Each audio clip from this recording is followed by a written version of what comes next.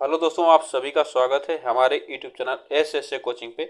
तो दोस्तों, आज हम लोग जीके जीएस का वन लाइनर प्रश्न देखेंगे जो कि यह महत्वपूर्ण होने वाला है सभी एग्जामों के लिए। तो चलिए हम लोग स्टार्ट करते हैं। इसमें हम लोग अच्छे अच्छे प्रश्न करेंगे, तो आप लोग वीडियो में पूरा अंत तक बने रहिएगा। तो चलिए हम लोग स्टार्ट करते हैं। आज का पहला प्रश्न है जो कि वन लाइनर ही प्रश्न इसमें हम लोग करेंगे। तो आज का पहला प्रश्न है, भारत के प्रथम उपराष्ट्रपति कौन थे? तो भारत के प्रथम उपराष्ट्रपति कौन थे यह आपको बताना है। तो भारत के जो प्रथम उपराष्ट्रपति थे डॉक्टर एस राधाकृष्णन थे, जो भारत के प्रथम उपराष्ट्रपति थे। अंतर्राष्ट्रीय श्रम संगठन का मुख्यालय कहाँ स्थित है? तो अंतर्राष्ट्रीय श्रम संगठन का मुख्यालय कहाँ पे है? तो जिनेवा में स्थित है। तो अंतर्राष्ट्रीय श्रम संगठन का मुख्यालय जिनेवा में स्थित है। आप लोग इसको जानते हैं रहिएगा। नागार्जुन सागर प्रोजेक्ट किस नदी पर स्थित है? तो यह नागार्जुन जो सागर प्रोजेक्ट है यह कृष्णा नदी पर स्थित है। आप लोग इसको भी याद रखिएगा। आगे चलते हैं। ट्रिप्सिन का निर्माण किस अंग में होता है? तो ट्रिप्सिन का निर्माण किस अंग में होता है? तो यह होता है अग्नाशय में होता है। ट्रिप्सिन का निर्माण अग्नाशय में होता है। किस संशोधन के तहत राष्ट्रपति मंत्री परिषद की सलाह के अनुसार कार्य करेगा? तो किस संशोधन के तहत राष्ट्रपति जो है राष्ट्रपति मंत्री परिषद की सलाह के अनुसार कार्य करेगा? तो यह 42वां जो संशोधन हुआ था इसमें यह किया गया है, ठीक ना। यह कहा गया है कि जो राष्ट्रपति है वो मंत्री परिषद की सलाह के अनुसार कार्य करेगा। आगे चलते हैं। क्वेश्चन नंबर 6, भारतीय राष्ट्रीय कांग्रेस की पहली महिला अध्यक्ष कौन थी? तो भारतीय राष्ट्रीय कांग्रेस की पहली महिला अध्यक्ष कौन थी? तो एनी बेसेंट थी। कौन थी? Annie Besant. ब्लैक पैगोडा के रूप में किस मंदिर को जाना जाता है? तो ब्लैक पैगोडा के रूप में किस मंदिर को जाना जाता है? तो उड़ीसा के कोणार्क जो सूर्य मंदिर है उसे ब्लैक पैगोडा के रूप में जाना जाता है। आगे चलते हैं। वेल्डिंग में किस गैस का प्रयोग किया जाता है? तो वेल्डिंग जो होता है उसमें किस गैस का प्रयोग किया जाता है? तो उसमें किया जाता है एसिटिलीन और ऑक्सीजन का प्रयोग किया जाता है जो वेल्डिंग में होता है, ठीक है। तो यह गैस वेल्डिंग जो होती है उसमें एसिटिलीन और ऑक्सीजन का प्रयोग किया जाता है। तो विश्व मानवाधिकार दिवस कब मनाया जाता है? तो विश्व मानवाधिकार दिवस यह 10 दिसंबर को मनाया जाता है। आगे चलते हैं। अध्यापकों के लिए राष्ट्रीय पुरस्कार प्रति वर्ष किस दिन घोषित किया गया है? तो अध्यापकों के लिए राष्ट्रीय पुरस्कार प्रति वर्ष किस दिन घोषित किया गया है? तो ये 5 सितंबर को घोषित किया गया है, जिससे 5 सितंबर के रूप में हम लोग शिक्षक दिवस के रूप में मनाते हैं।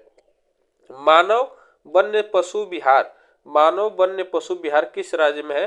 तो मानव वन्य पशु विहार जो है यह असम राज्य में स्थित है। कहाँ पे? असम राज्य में स्थित है। आगे चलते हैं। भारतीय संविधान का कौन सा अनुच्छेद 6 स्वतंत्रता प्रदान करता है? मतलब 6 स्वतंत्रता प्रदान करता है। तो कौन सा अनुच्छेद है? वह अनुच्छेद 19 है। अनुच्छेद जो 19 है वह 6 प्रकार की स्वतंत्रता प्रदान करता है। आप लोग इसको याद रखिएगा। आगे चलते हैं। भारतीय पुरातात्विक सर्वेक्षण विभाग संस्थान कहाँ स्थित है? तो भारतीय पुरातात्विक सर्वेक्षण विभाग संस्थान कहाँ पे स्थित है? तो यह कोलकाता में स्थित है। कहाँ पे? कोलकाता में स्थित है। दक्षिणी ध्रुव का अक्षांश कितने डिग्री का होता है? तो दक्षिणी ध्रुव का अक्षांश कितने डिग्री का है? तो 90 डिग्री का है।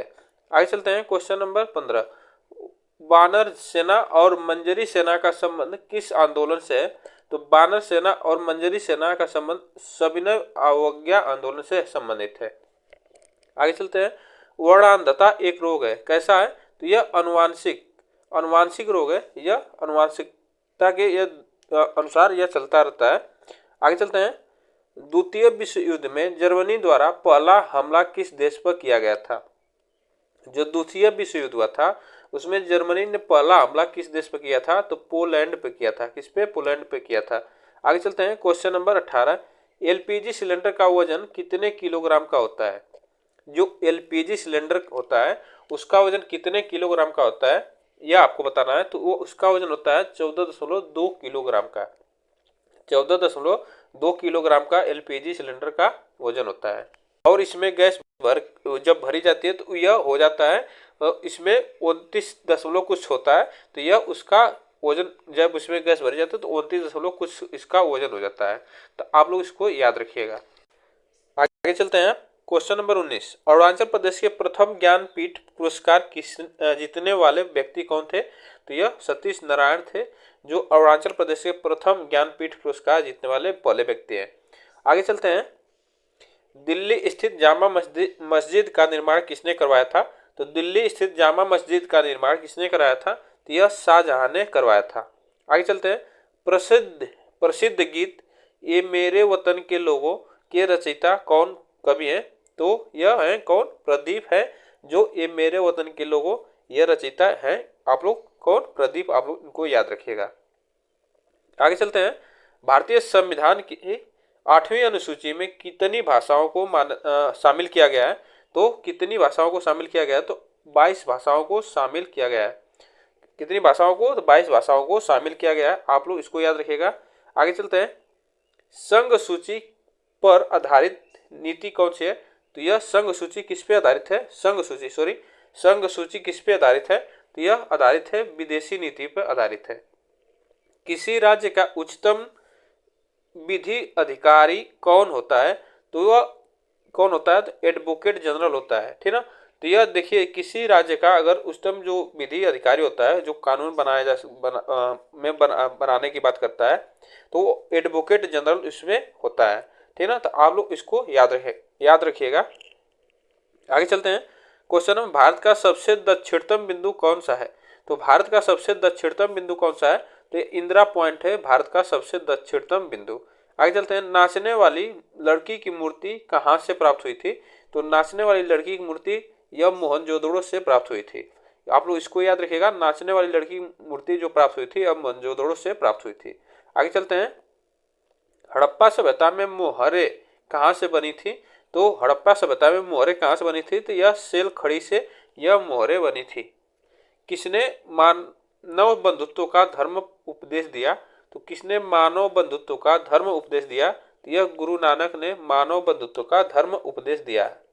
आगे चलते हैं। भारत छोड़ो आंदोलन कब प्रारंभ किया गया था? तो भारत छोड़ो आंदोलन कब प्रारंभ किया गया था? तो यह 8 अगस्त 1942 को भारत छोड़ो आंदोलन प्रारंभ किया गया था। आगे चलते हैं। 42वां संविधान संशोधन द्वारा भारतीय नागरिकों के लिए कितने मूल कर्तव्य संविधान में जोड़ा गया? तो यह 42वां संविधान संशोधन के तहत 10 मूल कर्तव्य संविधान में जोड़े गए थे। तो आप लोग इसको भी याद रखिएगा। आगे चलते हैं। भारत की प्रथम मिसाइल का नाम क्या था? तो भारत की प्रथम मिसाइल का नाम क्या था? तो पृथ्वी था, ठीक ना। पृथ्वी था पहली मिसाइल का नाम। आगे चलते हैं। धर्म का अध्ययन क्या कहलाता है? धर्म का अध्ययन क्या कहलाता है? तो यह थियोलॉजी कहलाता है। क्या कहलाता है? थियोलॉजी कहलाता है। गीता रहस्य के रचयिता कौन है? तो गीता रहस्य के रचयिता हैं बाल गंगाधर तिलक। कौन है? बाल गंगाधर तिलक हैं। आगे चलते हैं। Question number 34। निमोनिया रोग किस अंग को प्रभावित करता है? तो निमोनिया जो रोग है वह किस अंग को प्रभावित करता है? तो यह फेफड़ा को प्रभावित करता है। सबसे बड़ा बच्चा पैदा करने वाला प्राणी कौन सा है? तो सबसे बड़ा बच्चा पैदा करने वाला प्राणी जो है यह नीला व्हेल मछली जो है नीला वाली, वह सबसे बड़ा बच्चा पैदा करती है। आगे चलते हैं। शरीर में सबसे लंबी कोशिका कौन सी होती है? तो शरीर में सबसे लंबी कोशिका कौन सी होती है? तो तंत्रिका तंत्र होती है सबसे लंबी कोशिका। सूर्य विश्व रेखा पर लंबवत साल में कितने बार चमकता है? तो यह 2 बार चमकता है। सूर्य जो है विश्व, यहाँ पे विश्व होगा, नहीं होगा, यहाँ पे विश्वत होगा। क्या होगा? विश्ववत रेखा पर लंबवत कितने बार चमकता है? तो यह 2 बार चमकता है। आप लोग इसको याद रखिए। जो सूर्य है विश्ववत रेखा पर लंबवत 2 बार चमकता है। आगे चलते हैं। दिव्य जीवन संघ के संस्थापक कौन थे? तो दिव्य जीवन संघ के संस्थापक कौन थे? तो स्वामी विवेकानंद थे। भारतीय रेलवे में आमदनी का सबसे बड़ा स्रोत कौन सा है? तो भारतीय रेलवे का जो आमदनी का सबसे बड़ा स्रोत है वह माल भाड़ा जो होता है, मालगाड़ी जो होती है, उससे ज्यादा भारतीय रेलवे को फायदा होता है। आगे चलते हैं। जस्ता के लिए प्रसिद्ध खान किस राज्य में स्थित है? तो यह जो जस्ता सबसे ज्यादा यह राजस्थान में यह पाया जाता है। तो यह जस्ता सबसे ज्यादा होता है जो निकाला जाता है खान से, तो यह राजस्थान में। आगे चलते हैं। भारत में सबसे गहरा बंदरगाह कौन सा है? तो भारत में सबसे गहरा बंदरगाह कौन सा है? तो विशाखापट्टनम बंदरगाह है जो सबसे गहरा बंदरगाह है। उत्तराखंड का प्रसिद्ध तीर्थ मंदिर बद्रीनाथ किस नदी के किनारे स्थित है? तो यह अलकनंदा नदी के किनारे स्थित है। किस नदी के? अलकनंदा नदी के किनारे स्थित है। आगे चलते हैं। भारत में सबसे अधिक कौन सी मिट्टी पाई जाती है? तो भारत में सबसे अधिक कौन सी मिट्टी पाई जाती है? तो जलोढ़ मिट्टी सबसे अधिक पाई जाती है। मूल अधिकारों की संकल्पना किस देश से ली गई है? तो मूल अधिकारों की संकल्पना यह यूएस से ली गई है। कहाँ से ली गई है? तो यूएस से ली गई है मूल अधिकारों की संकल्पना। आगे चलते हैं। यदि राष्ट्रपति का पद खाली हो तो उसे कितने महीने के अंदर भरना आवश्यक है? तो राष्ट्रपति का अगर पद खाली हो तो उसको 6 महीने के अंदर उसको भरना आवश्यक होता है। आगे चलते हैं। Question number 46। शहद का मुख्य घटक क्या होता है? तो शहद का मुख्य घटक क्या होता है? तो यह फ्रक्टोज होता है। क्या होता है? फ्रक्टोज होता है। सिराजुद्दौला के साथ अंग्रेजों ने कौन सी संधि की थी? तो यह अलीनगर की संधि की थी। सिराजुद्दौला के साथ अंग्रेजों ने अलीनगर की संधि की थी। आगे चलते हैं। 49वीं समानांतर रेखा किन दो देशों के बीच की सीमा रेखा है? तो 49वीं जो समानांतर रेखा है वह किन दो देशों के बीच की है? तो यूएसए और कनाडा के बीच की यह समानांतर रेखा है, 49वीं समानांतर रेखा। पानी का सर्वाधिक घनत्व कितने डिग्री पर होता है? तो पानी का जो सर्वाधिक घनत्व 4 डिग्री सेल्सियस पर होता है। 4 डिग्री सेल्सियस पर होता है। आगे चलते हैं। सूर्य से सबसे दूर का ग्रह कौन सा है? तो सूर्य से सबसे दूर का ग्रह कौन सा है? तो वरुण ग्रह। कौन सा? वरुण, जो सबसे दूर का ग्रह सूर्य से है। आगे चलते हैं। Question number 51।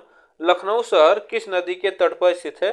तो लखनऊ शहर किस नदी के तट पर स्थित है? तो यह गोमती नदी के तट पर स्थित है। दक्षिण पूर्व मध्य रेलवे का मुख्यालय कहाँ स्थित है? तो दक्षिण पूर्व मध्य रेलवे का मुख्यालय कहाँ स्थित है? तो बिलासपुर जो है, बिलासपुर में यह दक्षिण पूर्व मध्य रेलवे का मुख्यालय स्थित है। आगे चलते हैं। स्वतंत्र भारत के प्रथम कानून मंत्री कौन थे? तो स्वतंत्र भारत के प्रथम कानून मंत्री कौन थे? तो डॉक्टर बी.आर. अम्बेडकर थे जो स्वतंत्र भारत के प्रथम कानून मंत्री थे। प्रथम विश्व कप क्रिकेट किसने जीता था?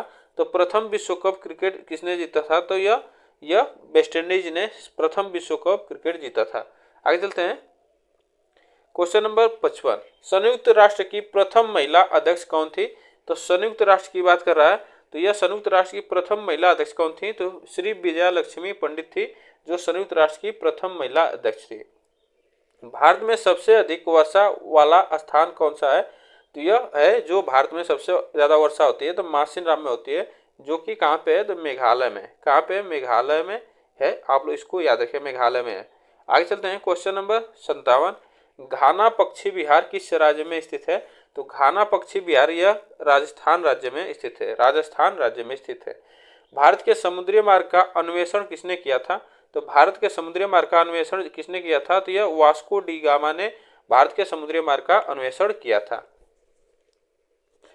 आगे चलते हैं। Question number 59।